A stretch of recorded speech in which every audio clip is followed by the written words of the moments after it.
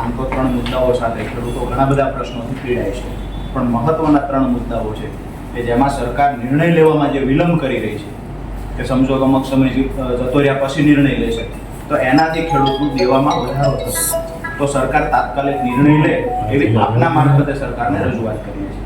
એમાંનો પહેલો જે મુદ્દો છે તો ખાસ કરીને જે ચણાના રજીસ્ટ્રેશન થયા છે ટેકાના ભાવે ખરીદી કરવા માટે, ચણા અને રાયડાનું આપ નોટ કરવું હોય તો કરજો, ગંભીર મુદ્દો છે. ચણાના રજીસ્ટ્રેશન કરવામાં આવ્યા, રાયડાના રજીસ્ટ્રેશન કરવામાં આવ્યા, ત્યાર પછી 1 મહિને સેટેલાઇટથી ફોટા લેવામાં આવ્યા અને ખેડૂતને મેસેજ આપ્યો કે અમે સેટેલાઇટથી ફોટા લીધા તો તમારા ખેતરમાં અમને પાક દેખાયો નથી એટલે તમારું રજીસ્ટ્રેશન અમે રદ કરીએ છીએ, બ્લોક કરીએ છીએ. સુરેન્દ્રનગર જિલ્લામાં 6000 કરતાં વધારે રજીસ્ટ્રેશન બ્લોક કર્યા. રાયડાના ઓલ ઓવર ગુજરાતમાં રાયડાના 45000 રજીસ્ટ્રેશન બ્લોક કર્યા, 65000થી વધારે ચણાના રજીસ્ટ્રેશન બ્લોક કર્યા. મતલબ ઓલ ઓવર ગુજરાતમાંથી 1,10,000 રજીસ્ટ્રેશન બ્લોક કરી દીધા કે તમારે ત્યાં સેટેલાઇટથી ફોટો હવે સાહેબ 1 મહિના ગયા પછી કોઈના ખેતરમાં ફોટો લેવામાં આવે તો સ્વાભાવિક છે કે આપણે આપ પણ પટેલ સાહેબ છો એટલે મારા ખ્યાલથી ખેડૂત જ છો, બરાબર? તો કોઈના ખેતરમાં 1 મહિના પછી સાહેબ કોઈ ફોટો પાડવા જશે સેટેલાઇટથી તો ત્યાં પાક હશે ખરો? બિલકુલ ના હોય. બીજી વાત આપ પણ જાણો છો, ગુજરાતમાં 12,000 કરતાં વધારે ગામડાઓમાં પ્રમોલિગેશન થયું, જેની હજારો અરજીઓ આજ પણ પેન્ડિંગ પડી છે કે કોઈનું ખેતર અહીંથી આ જગ્યાએ જતું રહ્યું, કોઈના ક્ષેત્રફળમાં ફેરફાર થયો, કોઈની આકૃતિમાં ફેરફાર થઈ ગયો. એ અરજીઓનો તો હજુ નિકાલ નથી થયો. અને સેટેલાઇટથી જે સર્વે નંબર ચેક કરવામાં આવ્યા તો ખરેખર ખેડૂતની ફરિયાદ છે કે અમારું ખેતર જ બદલાઈ ગયું છે, અમારો સર્વે નંબર જ્યાં બતાવવામાં આવ્યો ત્યાં નથી, પ્રમોલિગેશનમાં ભૂલ ભરેલી માપણી થઈ છે. તો જ્યારે સેટેલાઇટથી ફોટા લીધા હશે ત્યારે એ જ ખેતરના લીધા કે ભૂલ ભરેલી માપણી હતી એના લીધા એ પણ ખબર નથી. એટલે અમારી પહેલી માંગણી એ છે કે જે ચણાની રજીસ્ટ્રેશન રાયડા અને ચણામાં બ્લોક કરવામાં આવ્યા છે એ તાત્કાલિક અનબ્લોક કરવામાં આવે. ક્યાંક એમને ડાઉટ છે સરકારને કે ખરેખર આ રજીસ્ટ્રેશન જે થયું છે કોઈ વેપારીએ કર્યું છે, ખેડૂતે નથી કર્યું. આવો જો ડાઉટ હોય તો એ ગ્રામ પંચાયતના તલાટી પાસેથી દાખલો મંગાવવામાં આવે કે ભાઈ તલાટી લખી દે કે હા ખરેખર આ ખેડૂતે ચણાનું વાવેતર કરેલું. ઓકે, એની સાથે ચણાની જ છે બે રજૂઆત છે કે આ વખતે પહેલી વાર એવું થયું કે માત્ર 90 મણ ચણાની ખરીદી કરે છે. અમારી માંગણી છે કે મિનિમમ 200 મણની ખરીદી, અધર જણસમાં 200 મણ થાય જ છે, તો ચણામાં 200 મણ થવી જોઈએ. આપણા સૌરાષ્ટ્રમાં ખાસ કરીને લગભગ બધા વિસ્તારમાં છે 200 મણથી વધારે ચણા ખેડૂતોને થાય છે. આ વિસ્તારમાં સમજો મૂળી થાન ચોટીલા હોય તો 150, 200 હા 150 હું સમજો સાહેબ કે 150 મણ ચણા જેને થયા છે એ 90 મણ ટેકાના ભાવે વેચવા જશે. બાકીના ચણા મૂળી તાલુકામાં 50 કિલોમીટર સુધી કોઈ એપીએમસીમાં ચણા લેતું નથી, તો બાકીના 30, 40, 50 મણ ચણા વેચા દિવસે હળવદ દેવા જશે અથવા તો રાજકોટ વેચવા જશે. તો ક્વોન્ટિટીમાં તાત્કાલિક ધોરણે વધારો કરવામાં આવે. આ એક માંગણી ચણા રાયડાવાળી છે. બીજી માંગણી અમારી છે કે ભાવનગર, જુનાગઢ અને સૌરાષ્ટ્રના અમુક જિલ્લાઓમાં ખાસ કરીને મહુવા આસપાસમાં, અમરેલી આસપાસમાં સફેદ ડુંગળીનું વાવેતર મબલક પ્રમાણમાં થયું, જેમાંથી ઉત્પાદન પણ ખેડૂતો સારું આવ્યું, પણ ક્યાંક ને ક્યાંક અપૂરતો ભાવ મળ્યો એટલે ખેડૂતની આર્થિક સ્થિતિ ખરાબ થઈ. વારંવાર ત્યાં રજૂઆતો થઈ છે અને એક પ્રદેશ નેતા ખેડૂતોના હોવાના નાતે મારી પણ નૈતિક જવાબદારી બને છે. એક ખેડૂત અમારો ભાઈ છે તો અમારી જવાબદારી બને કે ભૂતકાળમાં સરકારે એ લોકોને સબસિડી એટલે કે સહાય પેટે મદદ કરી છે કે પ્રતિ કિલોએ જ્યારે ભાવ નથી મળ્યા સફેદ ડુંગળીના તો પ્રતિ કિલોએ સરકારે 2-5 રૂપિયાની મદદ કરી છે. તો આ વખતે પણ 10 રૂપિયાની સરકાર મદદ કરે, આ ખેડૂતો વતી અમારી માંગણી છે.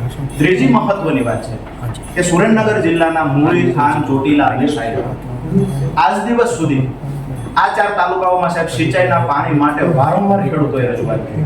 સાહેબ આ રાજપરા ગામથી આવે છે, ગામની વસ્તી 5,500ની વસ્તી છે. આજે ગામમાં 2500 લોકો રહ્યા છે. ગામમાં એક ઘર નવું નથી બનતું, સૌથી વધારે બદતર હાલત કોઈની હોય 90% કાચા મકાન જર્જરિત હાલતમાં હોય તો રાજપરા ગામ. બીજી જે મહત્વની વાત છે કે સૌરાષ્ટ્રના મોટા ભાગના જિલ્લાઓમાં જ્યાં ખેડૂતે સફેદ ડુંગળી વાવી હતી ક્યાંક ને ક્યાંક આ ખેડૂતો આપણા ભાઈ છે, મારી વાત સાચી છે? તો એ ખેડૂતો માટે લડવું બોલવું આપણી જવાબદારી બને આગળ.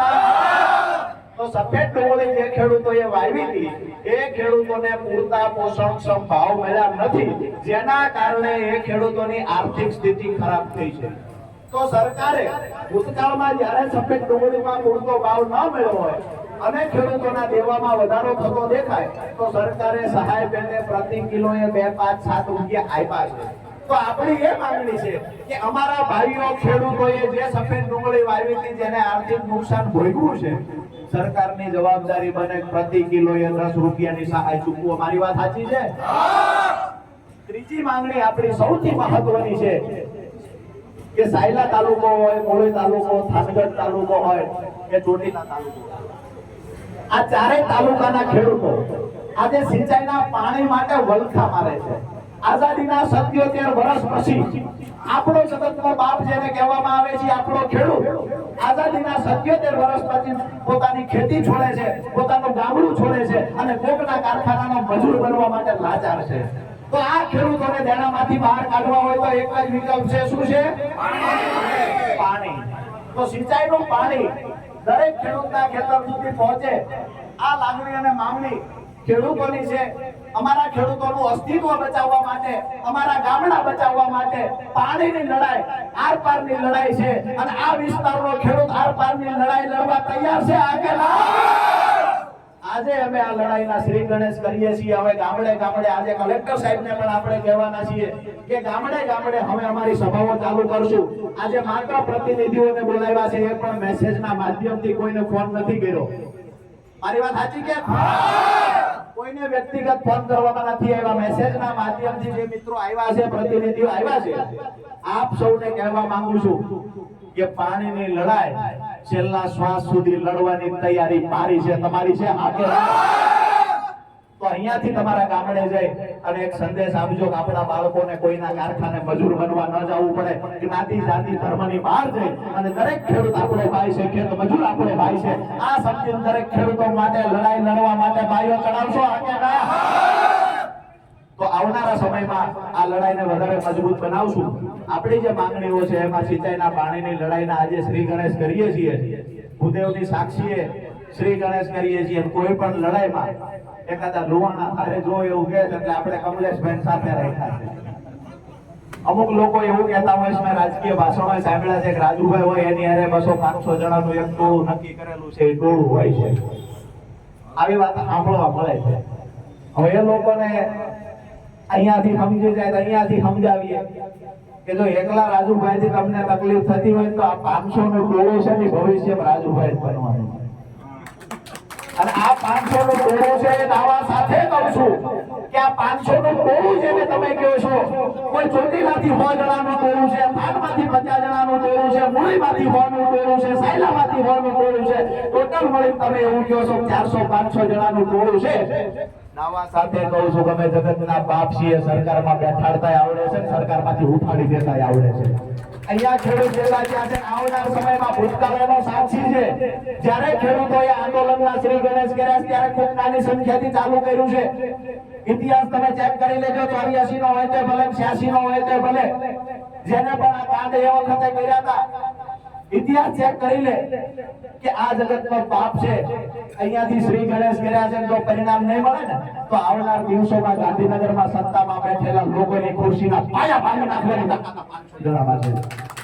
આવા એવું હોય તો આજે સુરેન્દ્રનગર જિલ્લામાં ખેડૂત પ્રતિનિધિઓને સાથે રાખી અને અજરામર ટાવરથી લઈને કલેક્ટર ઓફિસ સુધી ખેડૂત આગેવાનોને સાથે રાખીને એક રેલીનું આયોજન કરવામાં આવેલું, જેમાં મુખ્ય 3 મહત્વના મુદ્દાઓ સાથે આજે કલેક્ટર સાહેબ મારફતે સરકારશ્રીને રજૂઆત કરવામાં આવેલી. જેમાંનો એક મુદ્દો જે હતો, ચણાના જે રજીસ્ટ્રેશનો ચણા અને રાયડાના થયા છે એમાં 1,10,000 કરતાં વધારે રજીસ્ટ્રેશનો કારણ વગર એકદમ પાયા વિહોણું કારણ બતાવી અને સરકારે 1,10,000 કરતાં વધારે ખેડૂતોના ગુજરાતમાં રજીસ્ટ્રેશનો બ્લોક કરી દીધા છે.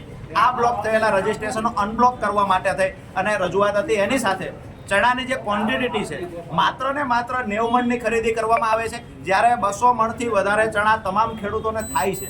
તો કમસે કમ 200 મણ જેવી રીતે અધર જણસમાં મિનિમમ 200 મણની ખરીદી કરવામાં આવે છે, એવી રીતે ચણામાં પણ મિનિમમ એક ખેડૂત દીઠ 200 મણની ખરીદી કરવામાં આવે, આ માંગણી હતી. સાથે જ સફેદ ડુંગળી જે સૌરાષ્ટ્રમાં ભાવનગર અમરેલી સાઈડમાં જે ખેડૂતોએ સફેદ ડુંગળીનું વાવેતર કરેલું, જે મોટા પ્રમાણમાં આર્થિક નુકસાન પૂરતા ભાવ ન મળવાથી ખેડૂતોએ વેઠવું છે, ત્યારે આ સમયે જેવી રીતે ભૂતકાળમાં સફેદ ડુંગળીમાં સરકારે સહાય પેટે 2-5 રૂપિયા પ્રતિ કિલોએ મદદ કરી છે, એવી રીતે આ વખતે પણ 10 રૂપિયા પ્રતિ કિલોએ સરકાર મદદ કરે.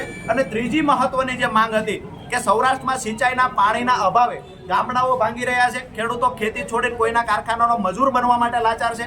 સુરેન્દ્રનગર જિલ્લાની વાત કરીએ તો થાનગઢ, ચોટીલા, સાયલા અને મૂળી સહિત 250 થી વધારે ગામડાઓના ખેડૂતો ખેતી છોડી અને સિટીમાં કોઈના કારખાનાના મજૂર બનવા માટે લાચાર થયા છે. ખેડૂત ખેતી છોડી રહ્યો છે, ગામડું ભાંગી રહ્યું છે. આ સમયે અમે કલેક્ટર મારફતે સરકારને રજૂઆત કરી છે કે આવનાર સમયમાં સિંચાઈનું પાણી ખેડૂતોના ખેતર સુધી પહોંચે આ વ્યવસ્થા સરકાર કરે. અગર અન્યથા ખેડૂત ખેતી છોડી અને આંદોલનનો રસ્તો અપનાવવા માટે પણ મજબૂર બનશે. સુરેન્દ્રનગર જિલ્લામાં કેટલા ખેડૂતોના રજીસ્ટ્રેશન રદ થયા? સુરેન્દ્રનગર જિલ્લામાં 6300 કરતા વધારે ખેડૂતોના રજીસ્ટ્રેશનો રદ થયા છે અને એ પણ પાયા વિહોણા કારણથી. કોઈ કારણ યોગ્ય નથી. સેટેલાઇટથી જે માપણી થઈ છે, પ્રમોલિગેશન થયું છે, જેમાં ભૂલ ભરેલી પ્રમોલિગેશન છે, તો કયા આધારે સરકારે નક્કી કર્યું પરફેક્ટ આ સર્વે નંબર જ એ ખેડૂતનો છે? પ્રમોલિગેશનમાં ભૂલ થઈ છે, ખેડૂતના ખેતરો બદલાઈ ગયા છે, આકૃતિ બદલાઈ ગઈ છે, ક્ષેત્રફળ બદલાઈ ગયું છે. 1 મહિના પછી કહેવામાં આવે કે તમારા ખેતરમાં પાક નથી, તો 1 મહિના સુધી શું ખેડૂત પોતાના ખેતરમાં પાક સાચવીને રાખશે કે સેટેલાઇટથી ક્યારે સરકાર તસવીર લે છે એ સમય સુધી પાક સાચવી નાખો? એટલે એકદમ પાયા વિહોણી વાત છે. સરકારની કૃષિ વિરોધી નીતિ અને યોગ્ય સમયે નિર્ણય લેવાના અભાવના કારણે ગુજરાતનો ખેડૂત દેવાદાર બન્યો છે. વૈષ્ણવજન તો તેને કહીએ જે પીડ પરાઈ